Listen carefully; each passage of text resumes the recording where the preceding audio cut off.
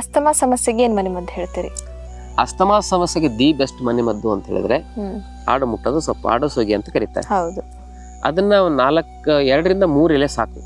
ಅದನ್ನ ಬೆಳಿಗ್ಗೆ ಅಗದು ತಿನ್ನಬೇಕು. ಸಣ್ಣ ಮಕ್ಕಳಾದ್ರೆ ಅರ್ಧ 1 ಎಲೆ ಸಾಕು. ಈ ತರ ತಿನ್ನೋದ್ರಿಂದ ಶ್ವಾಸಕೋಶ ಶುದ್ಧವಾಗಿ ಇಂತಹ ಅಸ್ತಮಾ ಸಮಸ್ಯೆಗೆ ನಾವು ಪರಿಹಾರ ಕಂಡುಕೊಳ್ಬಹುದು. ತುಂಬಾ ಜಾಸ್ತಿ ಆದಾಗ ಅದಕ್ಕೆ ಆಯುರ್ವೇದ ಔಷಧಿಗಳನ್ನ ತೆಗೆದುಕೊಳ್ಬೇಕು. ಪ್ರಾರಂಭಿಕ ಅಂತ ಹೇಳಿದ್ರೆ ಇದನ್ನ ಮಾಡಬಹುದು. ಆಮೇಲೆ ಕಷಾಯಗಳ ಸೇವನೆ, ಶುಂಠಿ ಕಷಾಯ, ಜೀರಿಗೆ ಕಷಾಯ, ಆಮೇಲೆ ತುಳಸಿ ಕಷಾಯ, ಇವೆಲ್ಲ ಬಿಲ್ಪತ್ರೆ ಕಷಾಯ, ಈ ತರದ ಕಷಾಯವನ್ನು ಕುಡಿದ್ರಿಂದ ಅಸ್ತಮಾ ಸಮಸ್ಯೆಗೆ ಪರಿಹಾರ ಕಂಡುಕೊಳ್ಬಹುದು. ಶ್ವಾಸಕೋಶಕ್ಕೆ ಶಕ್ತಿ ಬರ್ಬೇಕಂದ್ರೆ ಆಯುರ್ವೇದದಲ್ಲಿ ಅಗಸ್ತ್ಯ ಹರಿತಕಿ ರಸಾಯನ ಅಂತ ಸಿಗುತ್ತೆ. ಆ ರಸಾಯನವನ್ನ ಬೆಳಗ್ಗೆ 1 ಚಮಚ, ಸಾಯಂಕಾಲ 1 ಚಮಚ ನಿರಂತರವಾಗಿ 9 ತಿಂಗಳು ಸೇವನೆ ಮಾಡಬೇಕು.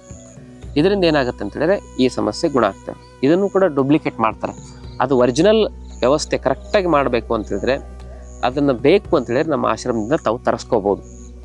ಆಮೇಲೆ ಕೆಲವೊಂದಿಷ್ಟು ಇದಕ್ಕೆ ಶ್ವಾಸಕೋಶಕ್ಕೆ ಸಂಬಂಧಪಟ್ಟಿರತಕ್ಕಂಥ ರಸೌಷಧಿಗಳು ಬರ್ತವೆ. ತುಂಬ ಜಾಸ್ತಿ ಆದಾಗ ಅದನ್ನು ವೈದ್ಯರ ಸಲಹೆ ಮೂಲಕವಾಗಿ ಅಂಥ ಔಷಧಿಗಳನ್ನ ತೆಗೆದುಕೊಳ್ಳೋದ್ರಿಂದ ಅಸ್ತಮಾ ಸಮಸ್ಯೆ ಗುಣ ಆಗುತ್ತೆ. ಕೆಮಿಕಲ್ ಔಷಧಿ ತೆಗೆದುಕೊಳ್ಳೋದು ಇದಕ್ಕೆ ತುಂಬ ಅಪಾಯಕಾರಿ.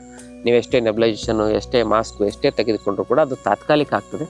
ಅದಕ್ಕೆ ಪ್ರಾಣಾಯಾಮ, ಭಸ್ತ್ರಿಕಾ ಕಪಾಲಭಾತಿ ಪ್ರಾಣಾಯಾಮ ಮಾಡೋದ್ರಿಂದ ಇದು ಬಹಳ ಬೇಗ ಗುಣ ಆಗುತ್ತೆ. ಭಸ್ತ್ರಿಕಾ ಅಂದರೆ ಹೀಗೆ ಮಾಡೋದು, ಕಪಾಲಭಾತಿ ಹೀಗೆ ಪ್ರಾಣಾಯಾಮ ಮಾಡೋದ್ರಿಂದ ಈ ಅಸ್ತಮಾ ಸಮಸ್ಯೆಗೆ ಬಹಳ ಬೇಗ ನಾವು ಪರಿಹಾರ ಕಂಡುಕೊಳ್ಬೋದು.